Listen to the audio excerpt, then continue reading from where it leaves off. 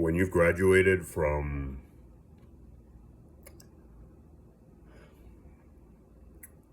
not accepting the things that are out of your control, the things that happen outside your mind.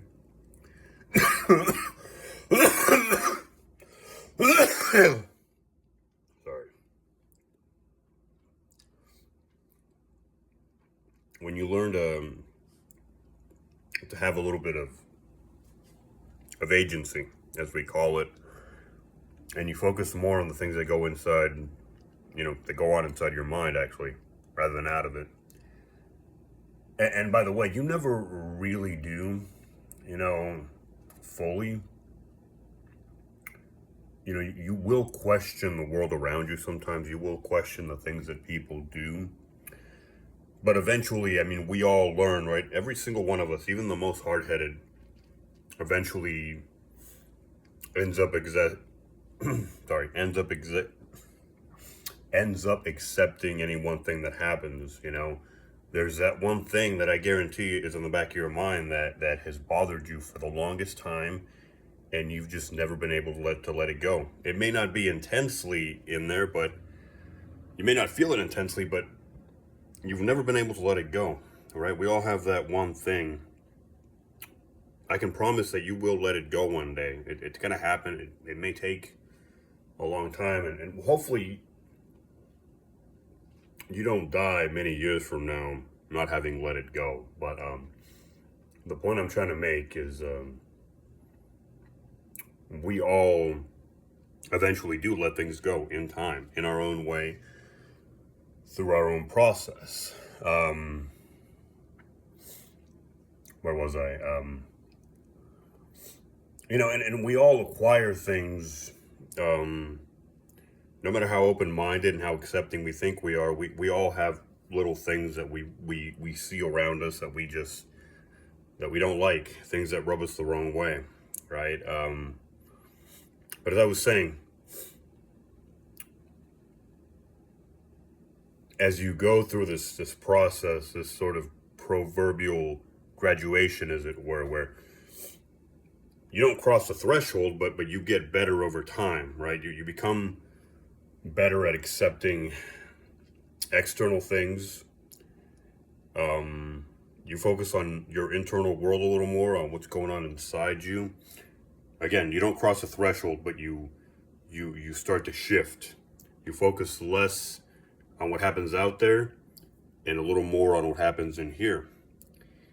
This is where I'm trying to make my point. There will be days when, every day, you're going to have to accept that your mind is part of the deal. Your mind is part of the process. The things that go on in here are not always going to be perfect, and you have to accept them. You have to move forward sometimes when they're not good. You don't accept them in the sense that you accept that you will never do anything about them, but you accept that they happened, and then you can do nothing to take that back. That lost time, that lost energy.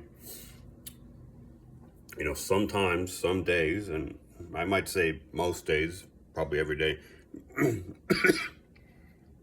your own mind might betray you a little bit, might play tricks on you. Obviously, I'm not here to speak about mental illness. We all suffer from that to some extent. Every single one of us in different ways. But mental illness is a term that often gets misused. I'm not going to dive into that. I can feel myself doing it. The term gets misused. We're all imperfect, though. And of course, that involves, to a large extent, our mental capacity, the way we use that mental capacity. We're all imperfect, right? Your mind will play tricks on you. If you're unfortunate enough, actually, I don't think I want to go there. I'll go there for a moment. If you're unfortunate enough to be someone whose mind plays tricks on him or her consistently, at least from the perspective of the outside world, I don't want to say can't say that I feel for you. You know, I don't even want to think about that. It's unfortunate. I do feel for you in a sense. And maybe you've gotten so used to that that it's not a problem to you, right?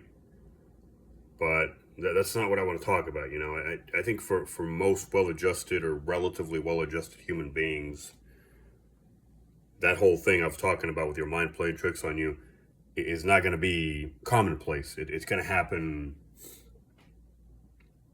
It's going to happen from time to time. How often it happens to you is really um, is going to depend, at least in part, on how much you allow it to. And I'm not talking about really serious stuff. I'm talking about things like just doubting yourself, or going into these headspaces, wondering, you know, what if I done this? What if I done that? And reimagining entire realities based on choices you didn't make. That's what I mean when I say your mind playing tricks on you. It's all relative. That's what it means to me. To some people, your mind playing tricks on you might mean you see something. You see something that is not actually physically there. It doesn't exist. Just for example, right? And I'll leave it at that. I mean, it could be a lot worse. I mean, you know, it is relative. If your mind is in absolute turmoil, then to you, for your mind to play tricks on you is probably some serious business. But the point I've been trying to make in this recording is that these things happen. You know, your mind will, I don't want to say fail you. That sounds very drastic, but your mind will not always cooperate in the plans that you make, you know. You're not always going to be in a perfect state of mind. I might even just be talking about a little bit of sadness here and there, you know. Your mind playing tricks on you sounds dramatic, but yeah, it could be a little bit of sadness. It could be a full-blown depression. I mean, it could be a momentary, could be a you know, depression that just lasts for a certain amount of time. I don't know. These things happen. I mean, I think we all know that.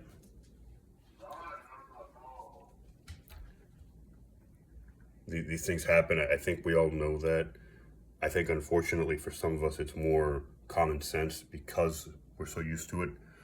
That is tragic. At this, well, it's just tragic. It's unfortunate.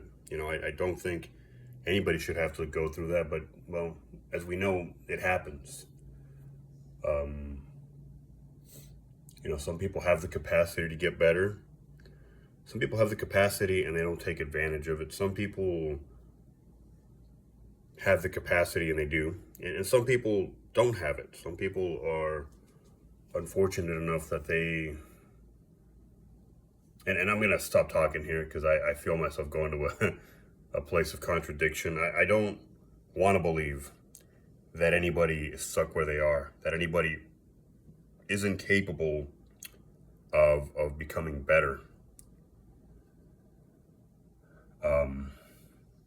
I do believe that some of us are born under more unfortunate circumstances than others. Some of us are born under exceptionally unfortunate circumstances. And it's funny because I'm watching an interview right now of someone just like that. You know, this is a guy who was born in a pretty terrible situation, to a pretty terrible family, if I may say so.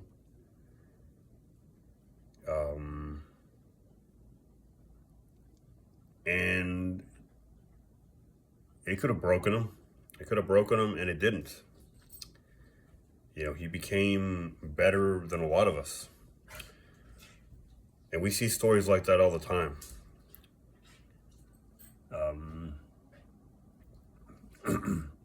So no, I don't want to believe that there's anybody out there who is incapable of being better, of becoming better. I don't want to believe it, and deep down, I don't believe it.